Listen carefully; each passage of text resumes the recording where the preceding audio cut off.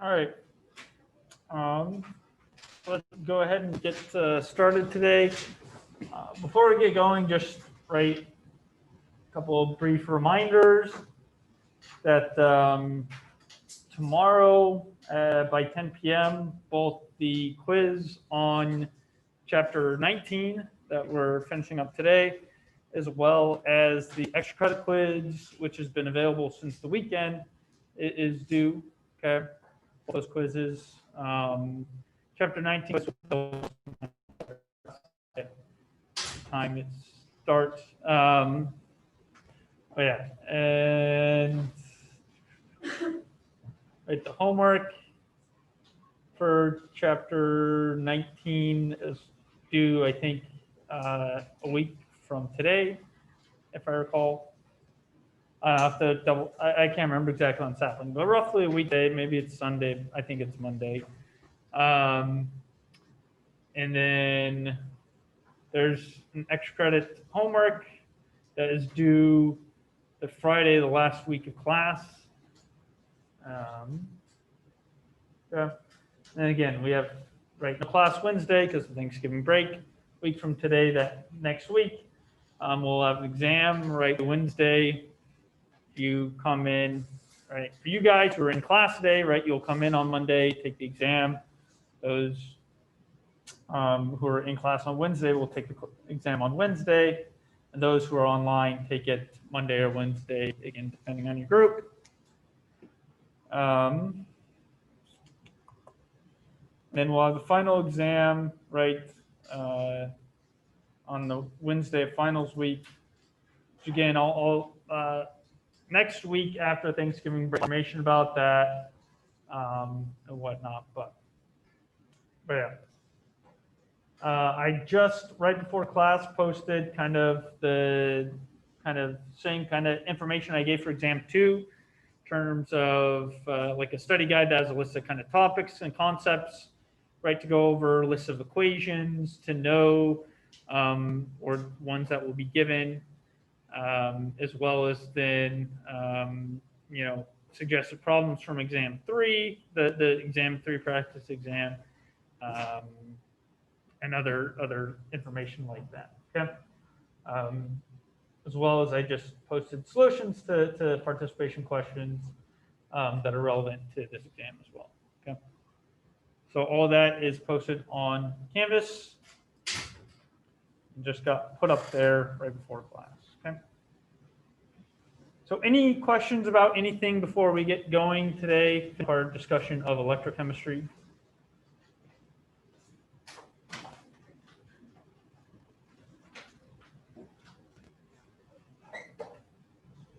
All right. If there are no questions, then so we kind of finish up with last time, with this question here, talking about we have a bunch of different halogens here. The question is, which one is the best oxidizing agent? It's going to be F2, Cl2, Br2, or 2. Given these standard reduction potentials for these 4 guys.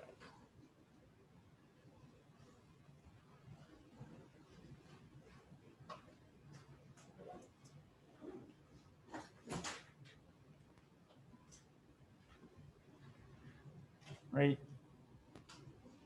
The main difference between all 4 of these species is what that reduction potential is. F2 being the most positive, largest value, I2 being the least positive, smallest value. So which one of those do you think is more ideal for an oxidizing agent? Okay, so I have Emily online. We have A, F2, and that is going to be correct. And it will be F2, So these standard reduction potentials, the more positive your cell potential, your reduction potential, your oxidation potential, the more favorable that reaction is. As we'll get to today, this potential is related with free energy change. The more positive value this potential is, the more negative your free energy changes, and the more negative the free energy changes for a reaction, the more spontaneous, the more favorable that reaction is. Okay? So F2 here, right? Again, and the question here, best oxidizing agent. An oxidizing agent itself is being reduced and causing something else to be oxidized, right? As a reminder, right? Oxidizing agents cause something else to be oxidized. So here, right, each one of these guys is causing something else to be oxidized, and it itself is being reduced. And so the largest reduction potential gives you the best oxidizing agent, because the larger the reduction potential, the more that wants to be reduced, so the more likely it is to be able to oxidize something else. Okay. For example, I can look on this list and ask, right, out of these molecules here, right, out of these halogens, F2, Cl2, Br2, I2, right, which halogen can Br2 oxidize, right? Br2 itself will be reduced, and which other halogen is it able to oxidize?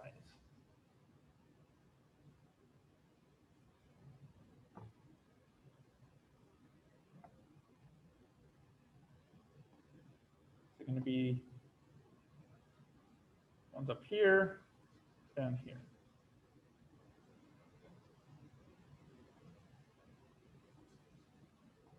So Br2 will be able to oxidize I2, or I guess technically I minus, and that's it. Okay. Because Br, right, again, this list is increasing voltage for the reduction potential means better and better oxidizing agent. On these lists of reduction potentials, we go back, right, this list here. The higher up the list you are, everything below that list, that species is able to oxidize, okay? So F2 is your best oxidizing agent. Everything below F2, it's able to oxidize. Now, the oxidation reaction is the reverse of the reaction written here, right? It would be Zn going to Zn2 plus, not Zn2 plus going to Zn, right? That's the reduction reaction, right? But it'd be able to oxidize the species that's in the product, right? So F2 can oxidize H2, Fe, OH minus, Fe2 plus, Ag solid, right? It can oxidize any of these things, right? Right. While O2, for example, right, that can only oxidize everything below it on this list, right? And that, again, that's true for anything else, right? So, right, if you have a list of reduction potentials, right, the higher up the list, the better oxidizing agent you have, right? And the oxidizing agent can oxidize any species spontaneously that's below it on that list, okay? And the reverse is sort of true reduction potentials, right? Again, as you go down, right, this lithium is the strongest reducing agent, and it is able to reduce anything above it on this list, right? So if you had lithium metal and zinc 2 plus, that lithium metal would be able to reduce the zinc 2 plus, okay? I'll say zinc metal could reduce nickel 2 plus, but metal cannot reduce aluminum 3 plus. Okay, because that zinc metal is higher up on this list than the aluminum. Right?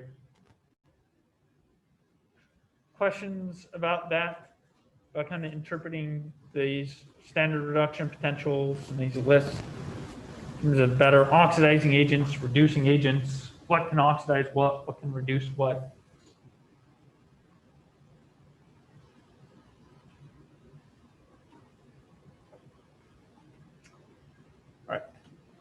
So related with this is this idea of manipulating your reduction potentials. So if you reverse a reaction, let's say you're given a reduction potential and you make it an oxidation reaction, you just change the sign of that potential, okay? So for example, right, the oxidation potential of I minus going to I2 is negative 0.53 volts, right? I flip this reaction to get the oxidation reaction. 2I minus going to 2 electrons plus I2 gas. That has a cell potential, an oxidation potential of 0.53 volts, okay? Or negative 0.53 volts, sorry, right? So again, I flip the reaction, I flip the sign of the potential, okay? If I multiply the reaction by some constant, I do nothing to the potential, okay? because these potentials are intensive quantities, and so it doesn't matter if I multiply my reaction by some number, those potentials will not change, okay? And so to kind of summarize some of the stuff related with what we've done before with chapter 18 in thermodynamics, right? Chapter 15 in equilibrium constants, right? Multiply by coefficient, right? Multiplies by some value for those thermodynamic quantities. Raise your equilibrium constant that value. It has no effect on the standard reduction potential or cell potentials.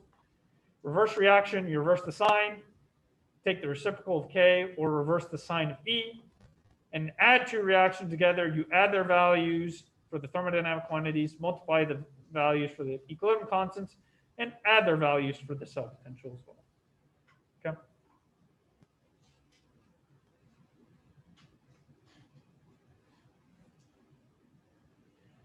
Right. All right, so an example of this, right? Consider a galvanic cell based off of these two, this redox reaction, okay? Not necessarily a balanced one here, but it is a redox reaction. Given those half reactions, right, what is the balanced redox reaction, and what is the cell potential for that redox reaction? Okay. For those who have your example question handout or want to look it up online, right, this is on the second page or the back of the first page, right?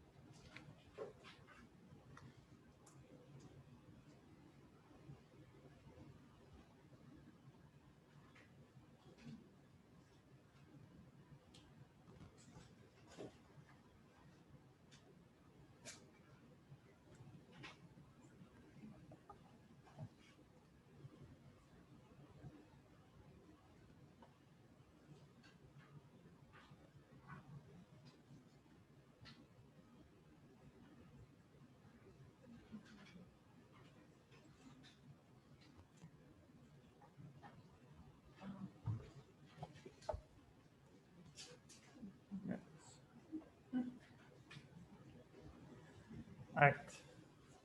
Let's first work on balancing this reaction, right? So to write the balanced redox reaction, I need to take the half reactions and balance those first and then add them together. These are already balanced half reactions, so that's fine, right? The only thing I need to do is the fact that I have 3 electrons being transferred here and 2 electrons being transferred there. So I need to multiply this reaction by 3 and this reaction by 2. And then if I notice, right, I have Al3 plus going to Al and Mg going to Mg2 plus. So I got to flip this reaction here. So I'm flipping this one, right, and then multiply by 3. So when you do that, you get the balanced reaction is 3Mg plus 2Al3 plus going to 3Mg2 plus 2Al. Okay. So that's our balanced chemical reaction. Okay. Our balanced number of charges being transferred. Okay. And now the cell potential,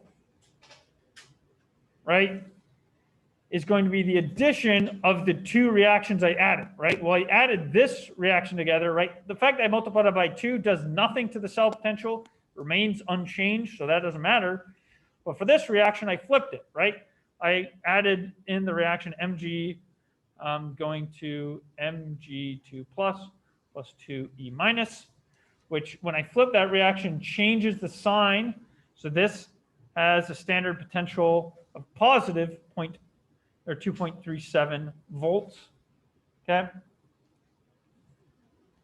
And so I need to add this reaction with this reaction. So I add together their potentials. So it's just negative 1.66 plus 2.37, okay, which gives us what? 0, huh? 0.71 volts. Thank you. Okay, so that is the cell potential, the standard cell potential for this reaction. Okay, with the balanced equation written above it. Okay. I have a question. Yep. Why did you leave out the electrons whenever you added the two half reactions together? So so if you left the electrons in, you'd have 6 electrons on the reactant side and 6 electrons on the product side. And so those will just cancel with each other. So that's why I end up leaving them out. Your balanced final redox reaction should never have any number of electrons left. Otherwise, your reaction's not balanced. There should never be any electrons appearing in the final redox reaction. And so that's why we have to do this step where we have to, right, if I wasn't trying to balance the number of electrons being transferred, I could just flip this reaction, the bottom reaction, and add them together, but a net electron being transferred from one side to the other. And that doesn't work. It can't happen.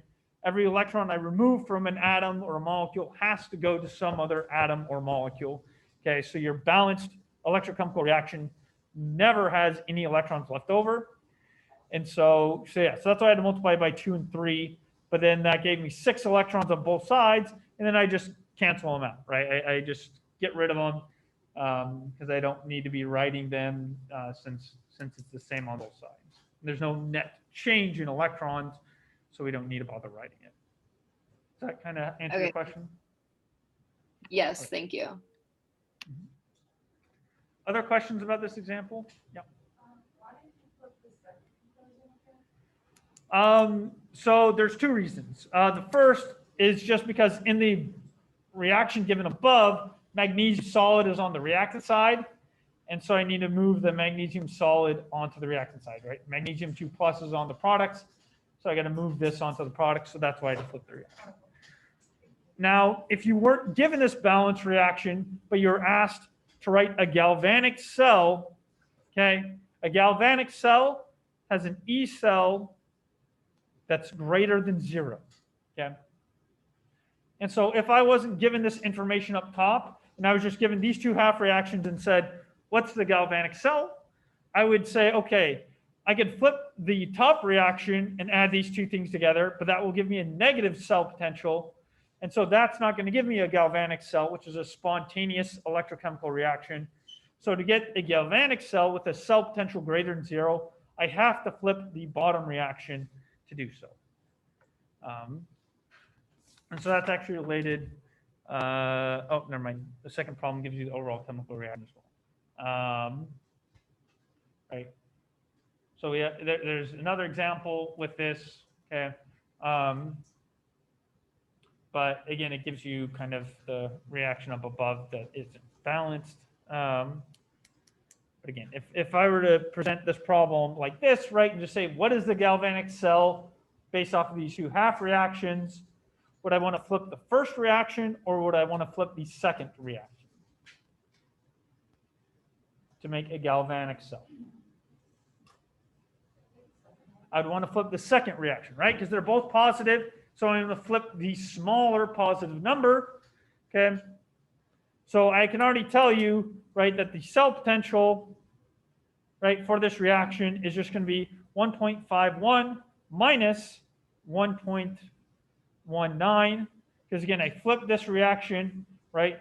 So when I flip it, I get a cell potential, or not cell potential, but a potential of minus 1.19, right, volts. Okay. All right, which this is what? 0.32? No. Am I doing that right? Should be able to do that. 11.2, yeah. Or, yeah, 0.32 volts, yeah.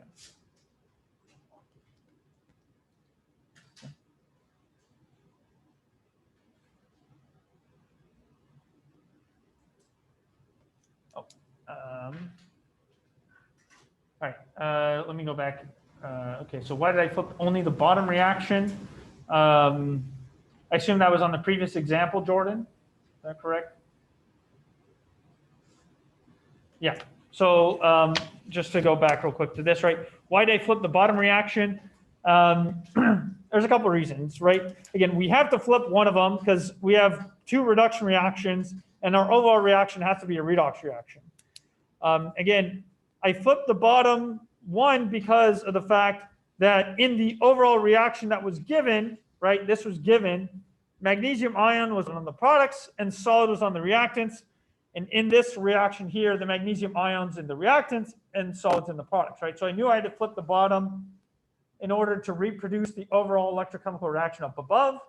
I also knew the bottom needed to be flipped because it's a galvanic cell, and a galvanic cell always has a positive cell potential.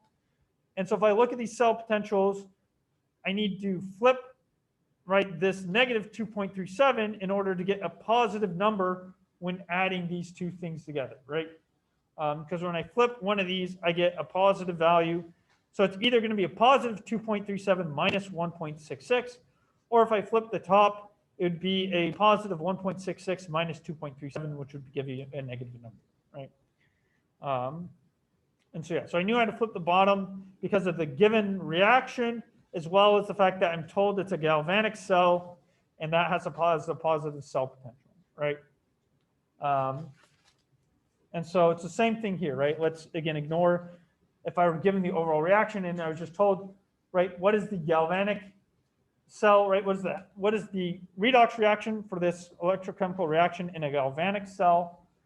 And I would know it has to have a positive cell potential, so I have to flip the bottom one here again, because flipping this gives me a negative 1.9, which added with a positive 1.51 still gives me a positive cell potential. Okay? Again, these are balanced half reactions, and so I flip this bottom one, and the only thing I need to do is balance the number of electrons, which is 2 and 5. So I need to multiply this by 5 and multiply this guy by 2 to get the balanced redox reaction, right? So like 2MnO4 minus plus 16H plus flipping this and multiplying by 5H2O plus 5ClO3 minus, and that goes to, didn't really give myself enough room here, sorry about that. That goes to 2Mn2 plus 8H2O plus 5ClO4 plus 10H plus, okay? And so this, so what I did to get this here, so I multiplied this by 5 and flipped it, and that by 2 and added those two things together, okay? Right? And I multiplied this entire thing by 2 and this entire thing by 5. And then I flipped the bottom reaction, and when I added them together, you get this. And then this simplifies down, right? I see that I have H plus, and H2O, and H2O on these, on both the reactants and product side, so I can cancel things out to simplify down to 2MnO4 minus plus 6H plus 5ClO3 minus, going to 2Mn2 plus 3H2O plus 5ClO4. And so that is the balanced redox reaction given these balanced half reactions for this galvanic cell, which again has a positive cell potential of 0.32 volts. Questions about this example? Right. Same as the last one, that the balancing was a little bit more complicated than the last one just because we had H plus ions and water ions on both sides and things like that. So we had to cancel some things out to simplify them. But otherwise, exact same principle as the question before.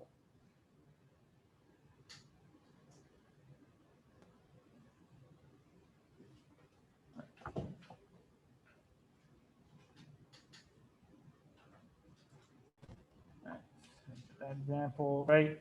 And I'll just note here that often in textbook and other places, you'll see this other way of writing the cell potential. I don't do it this way typically, but it's the reduction potential at the cathode minus the reduction potential at the anode.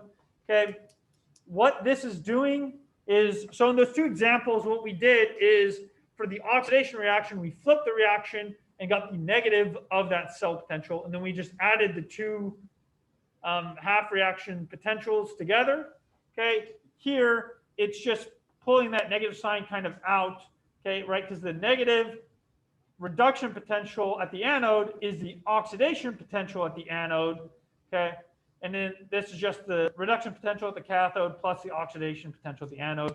Just how I do things myself, but yeah, the textbook also kind of shows this way, where if you look up just reduction potentials, okay, then you take the reduction potential of the reaction happening at the cathode, which is being reduced, minus the reduction potential of what's at the anode, because what's at the anode is being oxidized. So the potential for the anode is the negative reduction potential for that reaction. Okay.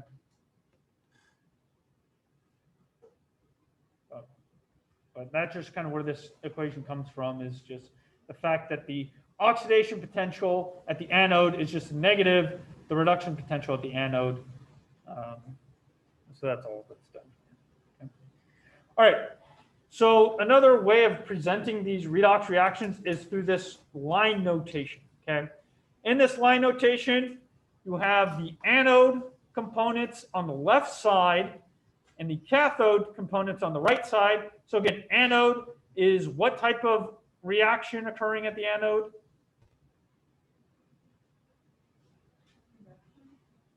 Is it reduction or oxidation?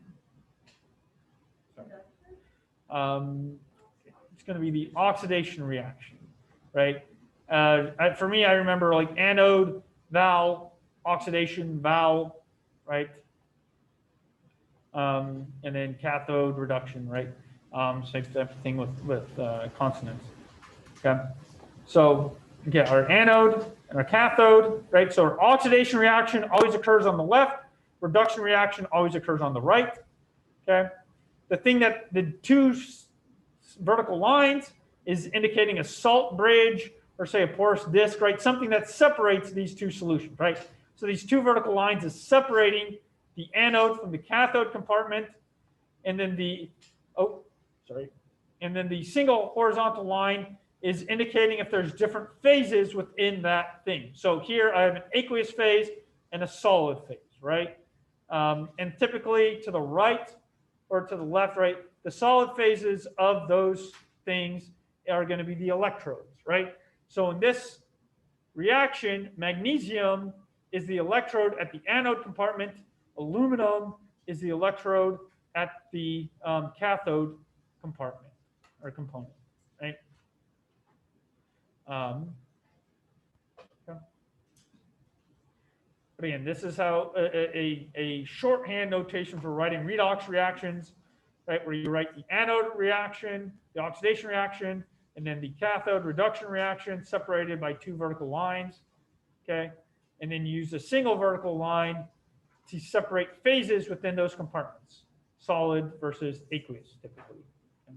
It could also be solid versus gas or something like that, okay? Or aqueous versus gas, as it is for the standard hydrogen electrode. Okay? Right? So for this redox reaction, and given this line notation, right, we have, again, our anode component and our cathode component on the left and on the right of these two vertical lines. Now, the redox reactions involved all are in aqueous solution. And so in this case, the electrodes, the solids, right, are non-reactive inert conductors used to just conduct electricity between the two compartments. Okay, so the platinum here is just used to conduct electricity between the anode and the cathode compartments. Okay, in these examples, right? Okay.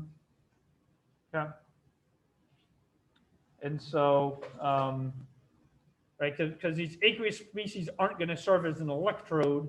Okay, I need to have some sort of solid metal introduced into the solution that's going to be the electrode. Okay, so in this case, we're going to use platinum as the electrodes, but the actual oxidation reaction does not involve platinum whatsoever, right? The oxidation reaction here, right, is going to be ClO3 minus going to ClO4 minus, and the reduction reaction here is MnO4 minus going to Mn2 plus, okay? And those are your oxidation and reduction reactions, and either one involve platinum, which is just an inert electrode used to conduct electricity. Okay? Questions about this line notation?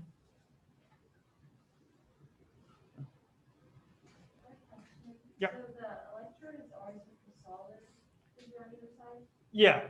Yeah, the electrode's going to be a solid on either side. Okay? Electrode's got to be a solid, basically, right? You can't, because you can't connect a wire to a gas, right? Or connect a wire to the liquid.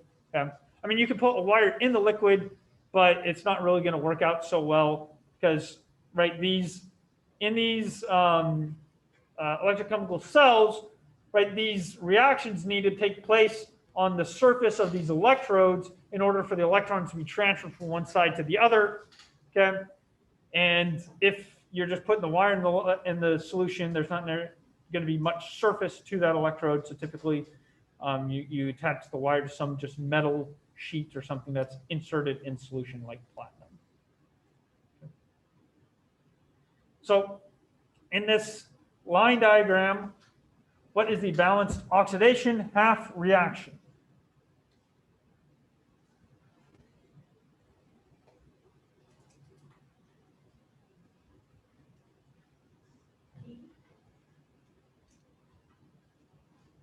Sorry, what was that? D. Yeah. So I thought I heard E. I was like, not D here. Yeah, D is going to be the balanced oxidation reaction, right? I mean, you know it's an oxidation reaction because it's giving off electrons. So that already gives it away that it should be either D or A. A here isn't balanced, while D is balanced. And again, you also know that this is the oxidation reaction that's occurring because it's occurring at the anode, which is the left side of this line notation here. So this is the oxidation reaction. This is the anode. Okay? Yeah, D here is answer. All right.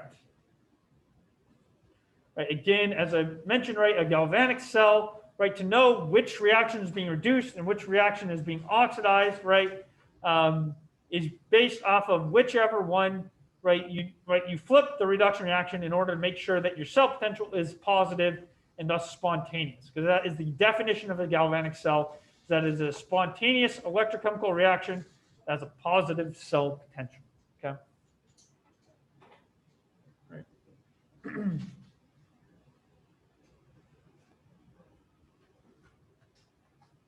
Right, so again, right, let's describe what's going on in this cell, right, in a galvanic cell based off of these two reactions. And so my first kind of question for you with describing these things is which of these two reactions, which are both reduction reactions, do I need to flip to make into an oxidation reaction? Yeah, it's going to be the second one, the iron reaction, right? Because if I were to flip the first reaction, I'd get negative 0.8 plus 0.77, which would be a negative 0.03 volt cell potential, which is, again, negative. So that's not going to be spontaneous. That's not for a galvanic cell. All right. And so I have to flip the bottom reaction here, okay, and that creates the cell potential for the flipped version of this bottom reaction of a negative 0.77. So I add that to 0.8 to get a positive 0.03 volts. Okay. And so then which reaction takes place at the anode and which reaction takes place at the cathode for this two half reactions?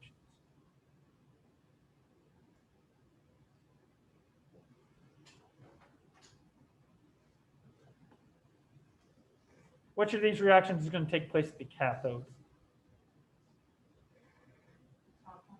Yeah, the top one, right? The reduction reaction takes place at the cathode. As we just mentioned, we have to flip the bottom one to make a galvanic cell. So the bottom one's going to be the oxidation reaction. The top one's the reduction reaction. So this is our cathode reaction, right? A reaction at the cathode. And the bottom reaction flipped Fe2 plus going to Fe3 plus plus an electron is the oxidation reaction occurring at the anode, right? And then, right, and so again, my cathode has the silver reaction, my anode has the iron reaction, okay? Right? What will be the electrode at the cathode?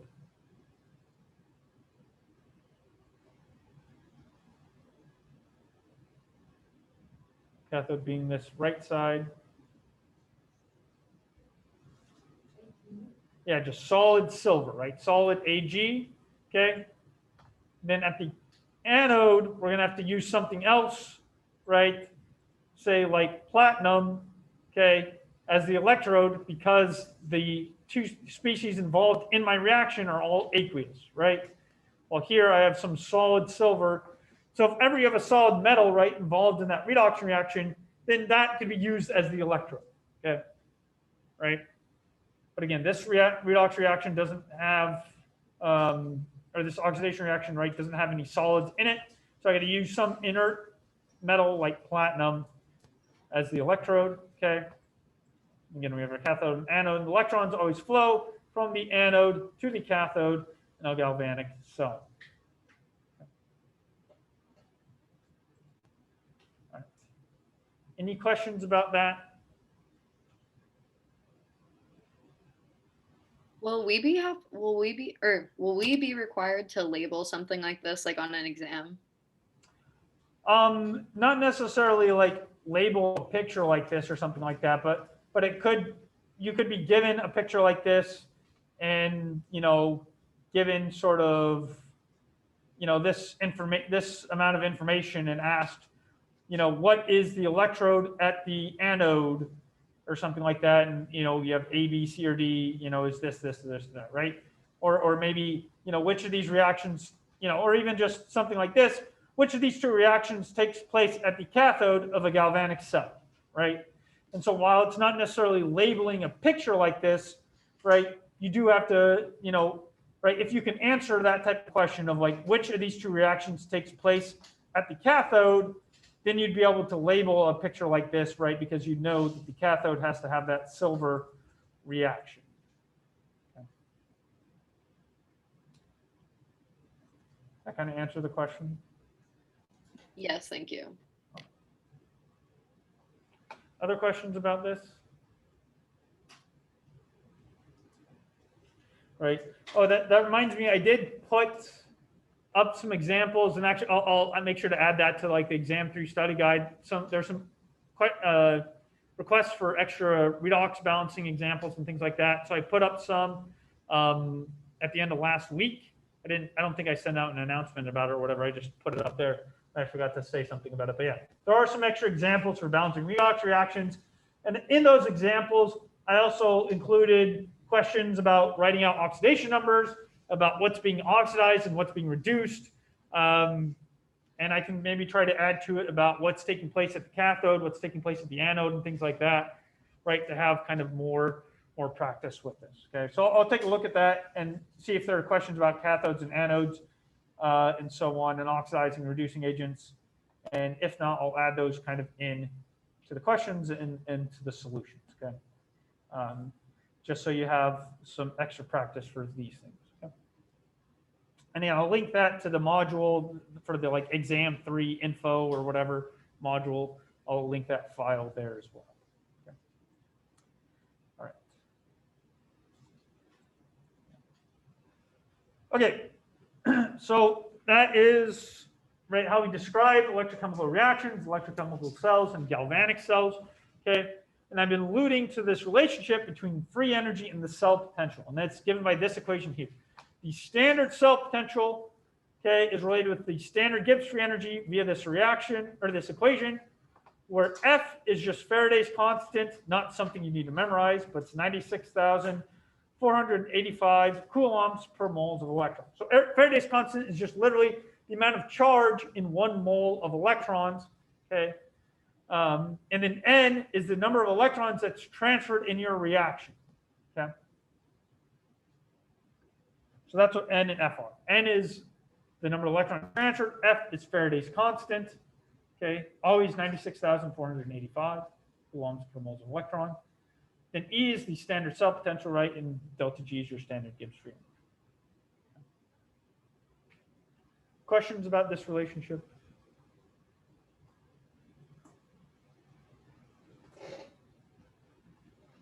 Okay, so let's do an example of this, right? Using the following half reactions, calculate delta G for the reaction below and predict whether or not this reaction is spontaneous.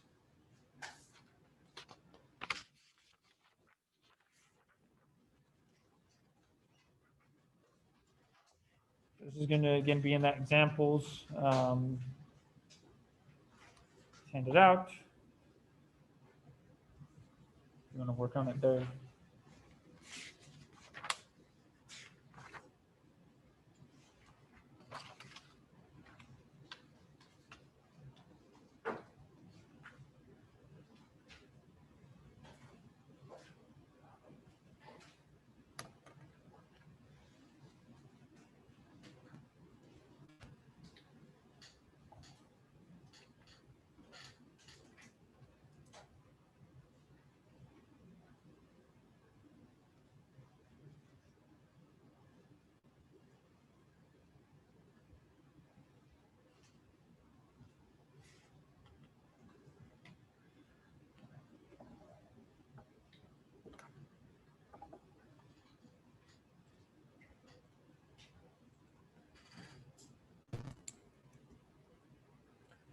All right.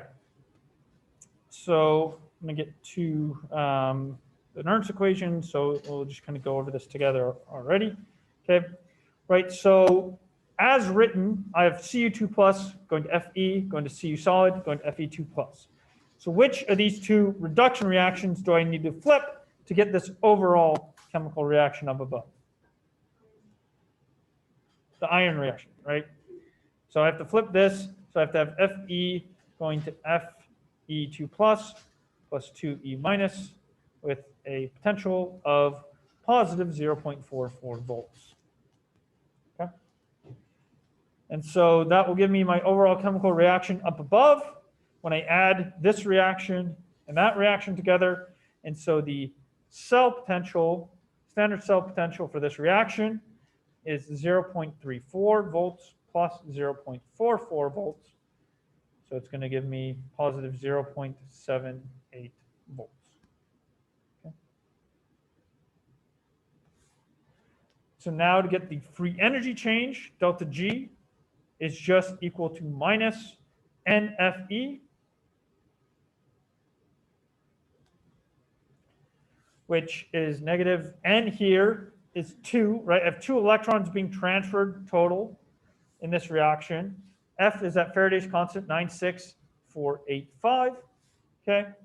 And then the cell potential here is positive 0.78 volts. Okay. And when you plug all of this in, you'll get delta G is equal to negative 150.5 kilojoules. Okay. Now, plugging all this in will give you a value in joules. Okay, so Faraday's constant is coulombs per moles of electron. N is moles of electron, so that gives you coulombs. And then coulomb times volt is a joule. Okay, so the overall units of this right-hand side here is joules. So I divided the entire answer by 1,000 to get kilojoules. Okay, but you could have written it in terms. You could have written 150,500 joules if you wanted to. Okay, I just converted to kilojoules, and that is the free energy change for this reaction. Okay. Questions about that? Yeah. From here. So N is the number of electrons being transferred, and the total number of electrons being transferred is 2, right? I'm getting 2 electrons, right, given off on the oxidation reaction and 2 electrons being consumed in the reduction reaction. So, yeah. For example, in this example, the total number of electrons being transferred, N here would equal 10 electrons, okay? Because I multiply this by 5 to get the total reaction and this by 2 to get the total reaction, right? So I'd have 10 electrons being transferred in this one here. So N would be 10 for that guy, right? For this reaction, N would be 6, okay? So I'd have a total of 6 electrons being transferred, right? So yeah.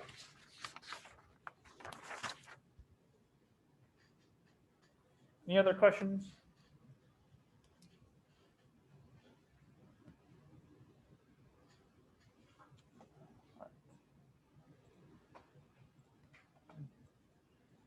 All right. And then you can use the relationship between delta G and K to also get this relationship between the cell potential and K, okay? Just RT, R, your ideal gas constant, T temperature divided by NF times the natural log of K.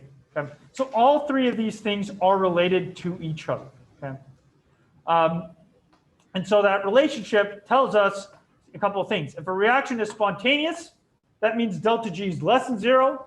That means the cell potential has to be greater than 0. And that means K has to be greater than 1.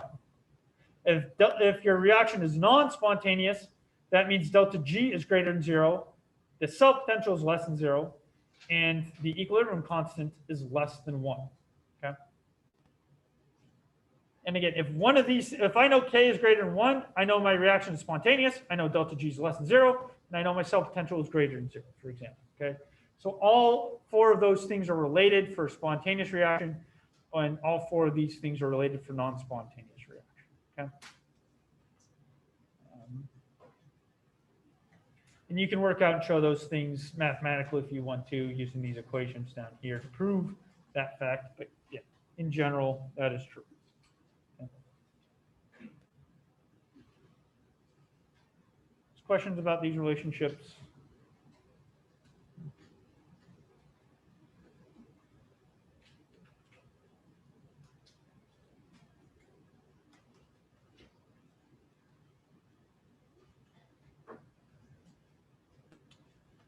All right, so let's talk about how a cell potential might vary with concentration, right? So again, we've been talking about cell potentials at standard conditions where everything's at a solution of 1 molar, okay? And let's first, before we get to quantitative results, talk about what we'd expect to happen based off of Le Chatelier's principle, okay? Right, so let's consider, right, how the cell potential for this reaction varies, whether it's larger or smaller than the standard cell potential in the following cases, okay? Right, again, the standard cell potential is 1 molar concentrations for both of these ions. So in case A here, I've added 1 molar concentration of Mn2+, which is my reactants, but I've added 2 molar concentration of Al3-, or Al3+, right? So I've added twice the amount of Al3+, so I've increased the concentration of Al3+ from the standard conditions. So if I were to think about this in terms of Le Chatelier's principle, right, if this was an equilibrium reaction and I increased Al3+, what's that going to cause my reaction to do? If I think about this as an equilibrium reaction, I've added some amount of product here. What will happen to my reaction? It'll shift to what? Yeah, to 4 more reactants, right? It'll shift to the left, 4 more reactants, okay? So in A here, my chemical reaction is going to want to 4 more reactants compared to the standard cell potential, right? Which is going to mean that it's going to want to have more reactants than products that normally would be at the standard cell potential case, okay? So it's going to have a smaller cell potential, okay? Because again, the larger the cell potential, the more products you have, the more spontaneous it is, more stuff you have in the products, okay? So this is going to have a smaller cell potential in A because I've added some amount of products, which is going to shift the reaction to the left to want to form more reactants, okay? And then in B, I've added some reactants, so that's going to cause the reaction to want to shift to the right. It's going to want to form more products based off of this, so it's going to have a larger cell potential for B, okay? And then the standard cell potential. Because again, right, that size, that cell potential, the more positive E is, the larger K is. The larger K is, the more products you have at equilibrium, right? The smaller, the more negative E is, right? The smaller it is, the smaller K is, the less products you have at equilibrium, the more reactants you have. Okay? Right, so the specific quantitative relationship is given by the Nernst equation here. The equation you'd be given, you do not need to memorize this, which relates the cell potential to the standard cell potential minus RT. R is your ideal gas constant, T is temperature, N is the number of electrons transferred, F is Faraday's constant, and then this natural log of Q, your reaction quotient, right? So again, capital Q is that reaction quotient, exact same expression as your equilibrium constant, right? Just at non-equilibrium conditions. And then also another form of this that would be given is at 25 degrees Celsius, this can be written as the cell potential is equal to standard cell potential minus 0.0591 divided by N, the number of electrons being transferred, times the log of Q. Okay. And this is referred to as the Nernst equation. Okay. The Nernst equation tells you how the cell potential varies with non-standard concentrations, right? Standard state concentrations is 1 molar for everything, okay? So under non-standard states, the cell potential is given by this Nernst equation. Okay. All right, let's do an example of this, right? So let's calculate what the cell potential is for a galvanic cell based off of these two half reactions, given the different concentrations of Ag plus, H2O2, and H plus.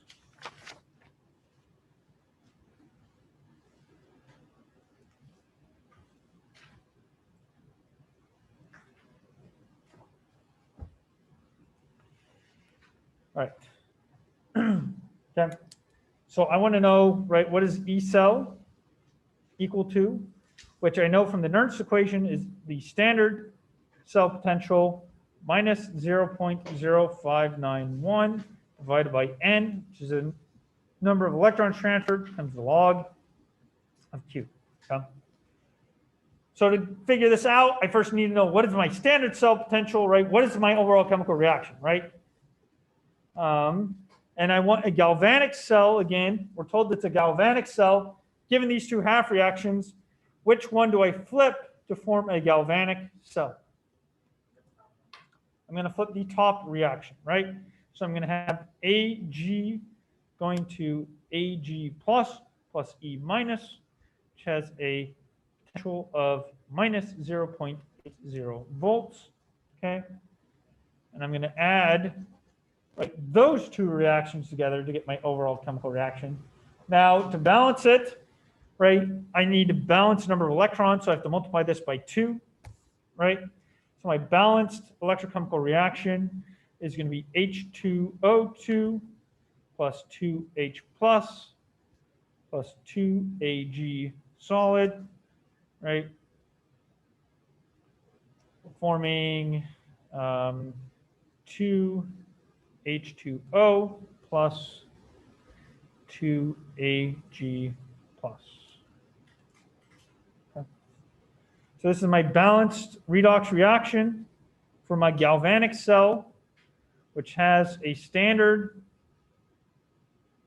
cell potential of 1.78 minus 0.8, which is going to be 0.98 volts.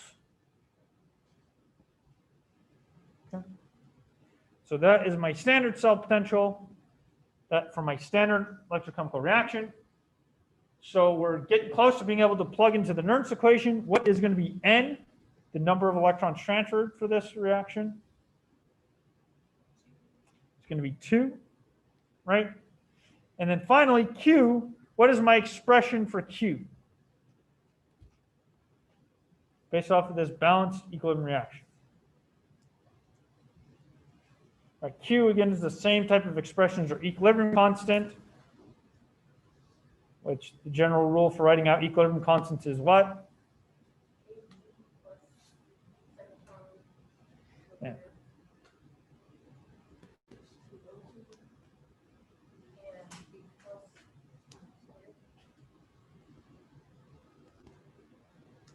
right? Exactly. It's products divided by reactants, rates of the stoichiometric coefficients, not including liquids here. Water is a liquid, right? That's our solvent. And then solid silver here. So I don't include that solid silver or that water. And so it's Ag plus squared divided by H2O2 times H plus squared, right? So, questions about that?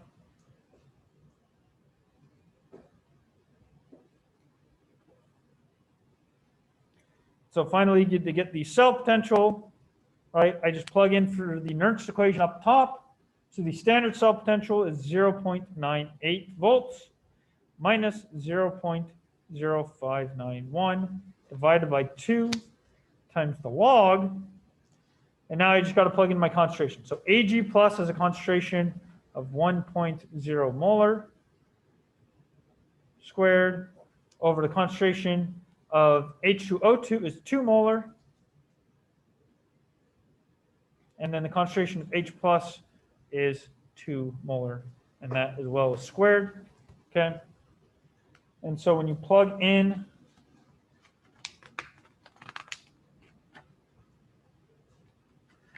all of that, okay, you'll get that the cell potential under non-standard conditions is going to be 1.01 volts. Okay.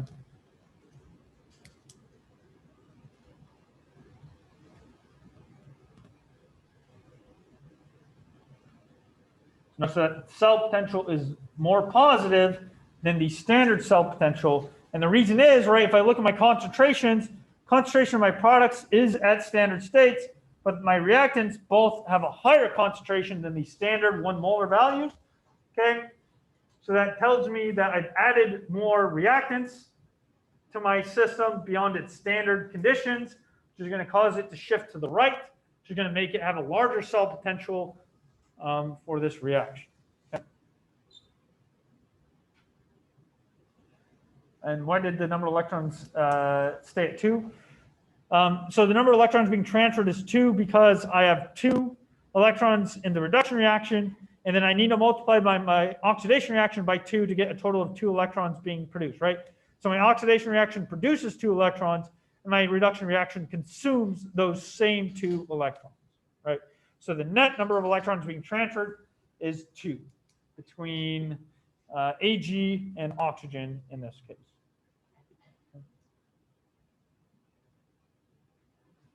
Other questions?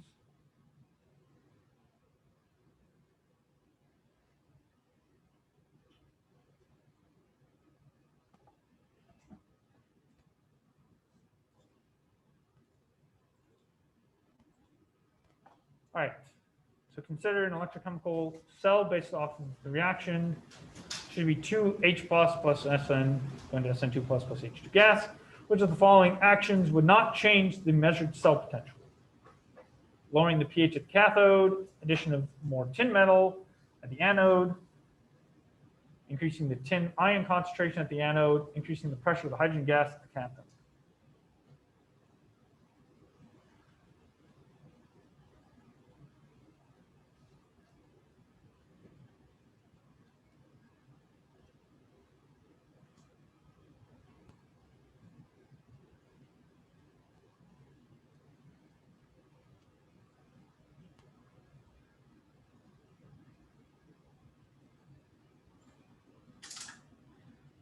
So first, what reaction occurs at the cathode?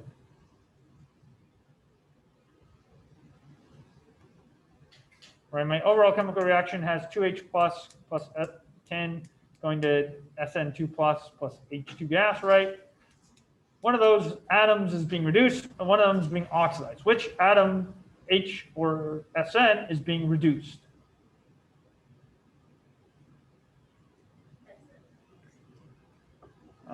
So Sn here, right, is going to Sn2 plus, so its oxidation state is increasing. So that means that in case Sn here, this guy is being oxidized, and then H plus here is being reduced. So the 2H plus going to H2 gas or 2H plus 2 electrons, I guess, going to H2 gas would be that balanced half reaction, right? That is the reaction that's occurring at the cathode, and the anode has the tin going to tin 2 plus, okay, right, at the anode, okay? So these things are at the right place, right? So will changing the pH at the cathode affect the cell potential?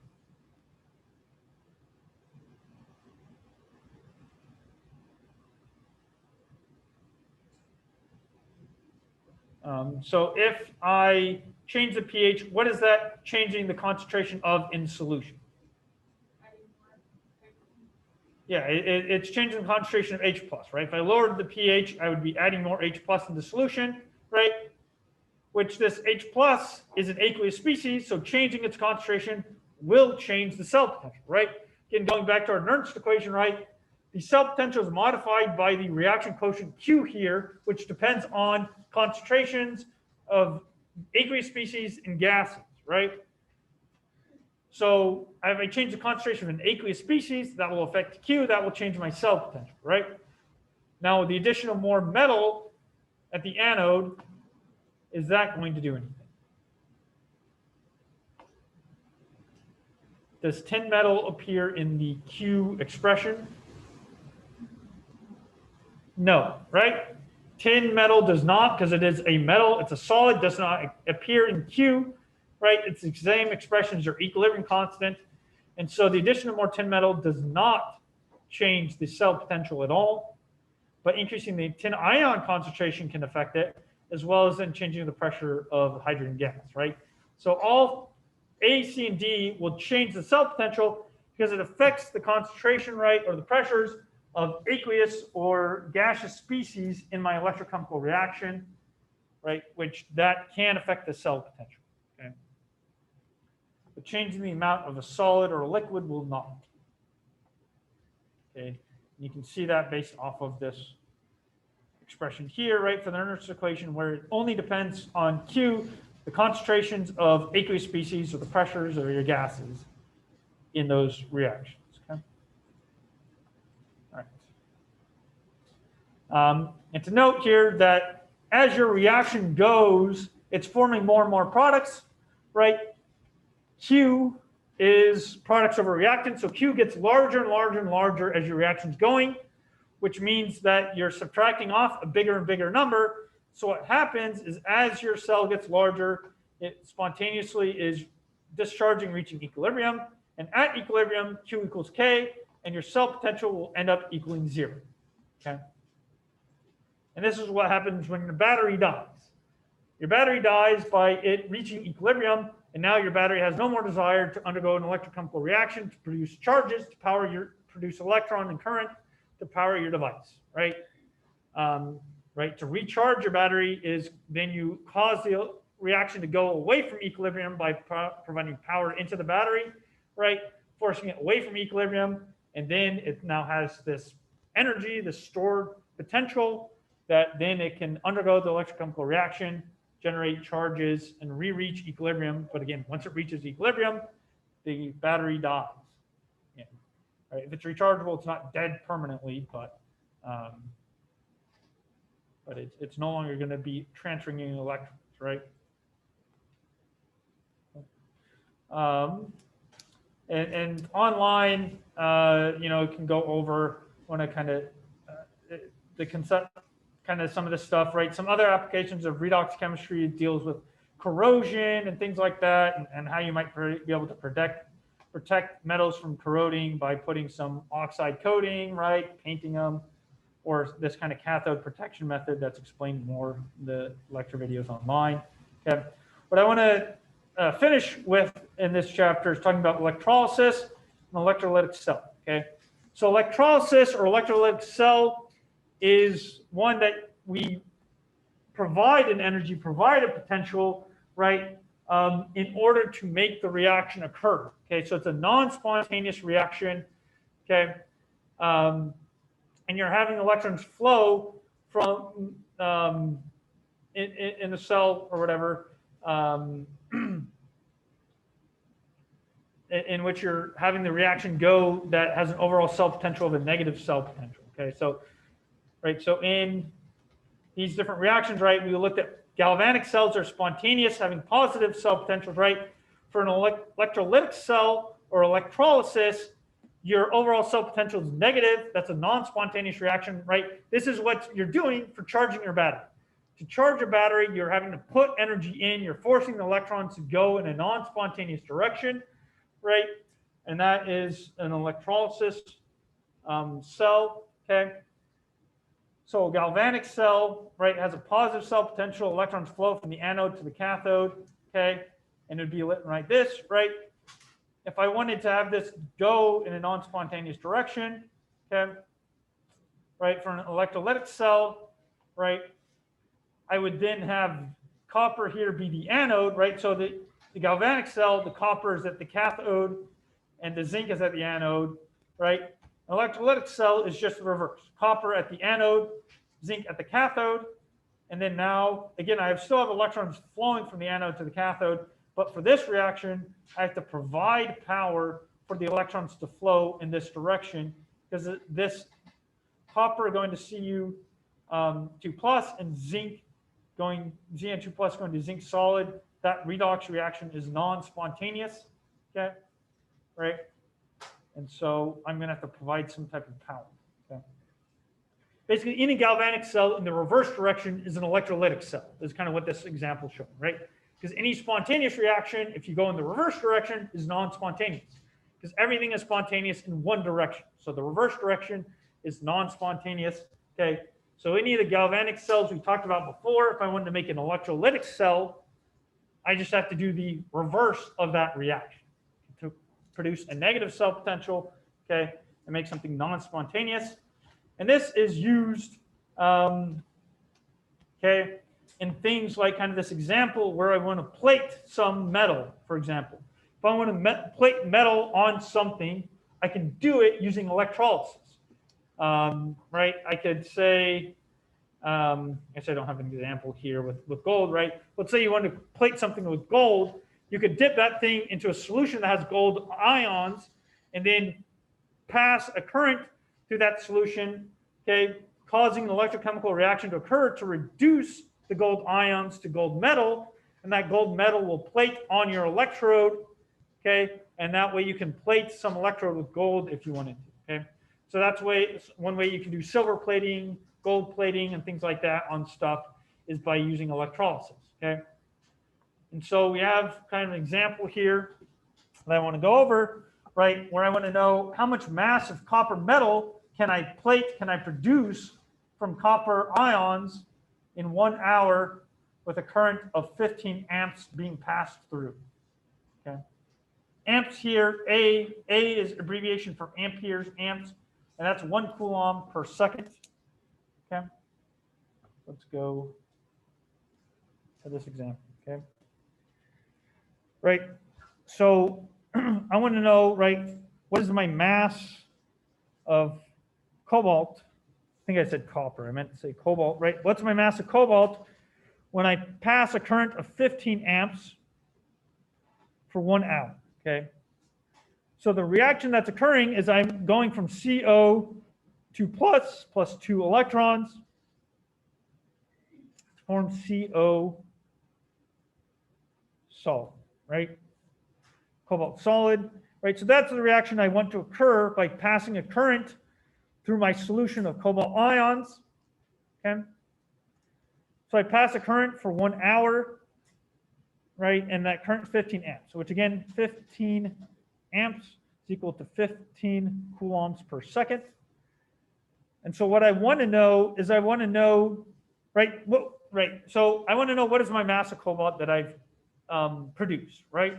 Well, to get that, I need to know how many moles of cobalt I produced. To get that, I need to know how many moles of electrons did I transfer. To convert between moles of electrons and charges is, again, that Faraday's constant. Faraday's constant is 96485 coulombs per moles of electron, okay? So I use Faraday's constant to convert between charge and moles of electrons, okay? If I have some current that passes, right, 1,000 coulombs of charge, I know how many moles of electrons were passed based off of Faraday's constant, okay? And so I got to figure out how many coulombs, right? What is the total charge that was passed? And so I use my current, and I need to multiply my current by my time. But my time here is in hours, right? So to convert, right, 1 hour is 3,600 seconds, right? 60 seconds times 60 minutes is 3,600 seconds. And so my total charge, right, is my current, my 15 amps, my coulombs per second, times my amount of time that I transfer that charge over, which is 36,000 seconds, okay? And that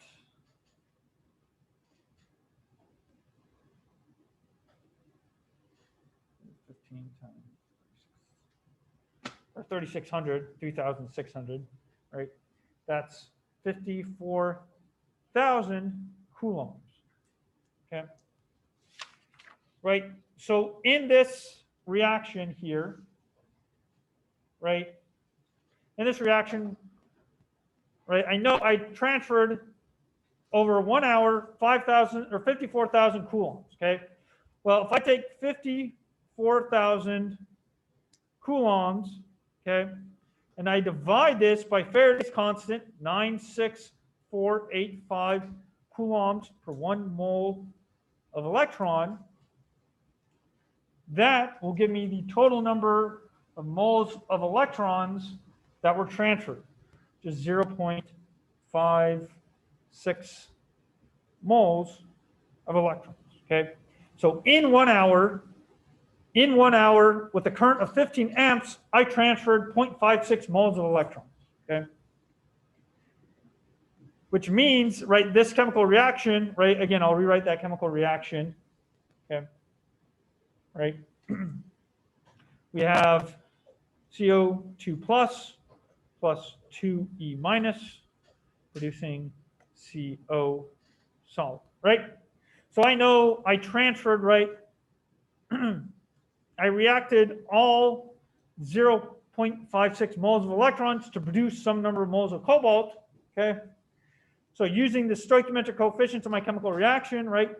0.56 moles of electrons, right? For every 2 moles of electrons, I produce 1 mole of cobalt, right? Based off of my balanced chemical reaction here. And so, right, divide that by 2, you get 0.28 moles of cobalt. And so I know that, right, with the current, which 15 amps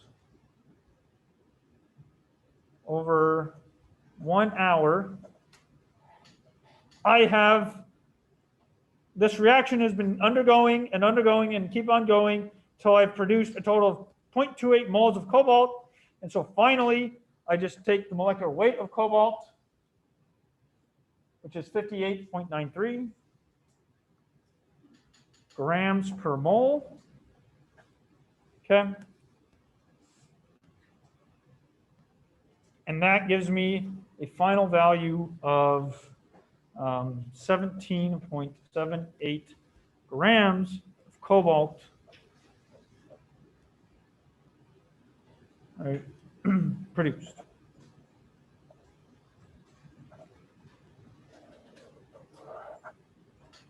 Okay. So again, I got that final answer, which I'll go back up to the answer. I can try to fit all of this on here, right? Right, I got that final answer by using the fact that I know passing that current means I'm transferring charges. Well, if I'm transferring charge, that charge is being transferred through electrons. Every amount of charge that's being transferred is because electrons are being transferred, and I can figure that out using Faraday's constant. So I figure out how much charge I transferred, and then use that to convert to the total number of moles of electrons transferred. And then from there, it's just stoichiometry of your chemical reaction to get moles of electrons to moles of cobalt.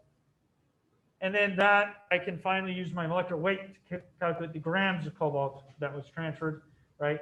And so I produced 17.78 grams of cobalt, okay, right, over the course of this 1 hour. Questions about this example?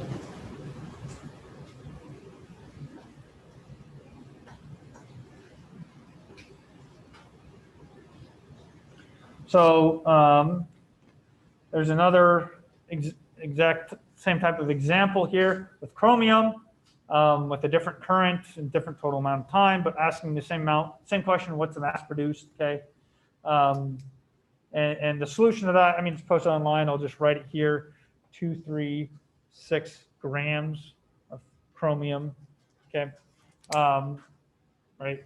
And so you can kind of go over this exact same procedure if you'd like to try to reproduce that result. Okay. Make sure you kind of understand it. Okay. But yeah, so an electrolytic cell, again, to just kind of sum up again this last topic, right? This electrolytic cell is a non-spontaneous chemical reaction or electrochemical reaction, which means it has a cell potential that's negative. Okay, means I got to pass a current through it in order for it to occur. And when I do that, a lot of times applications of that is used in these type of processes here in order to plate something with some metal that's dissolved in solution. Okay. All right.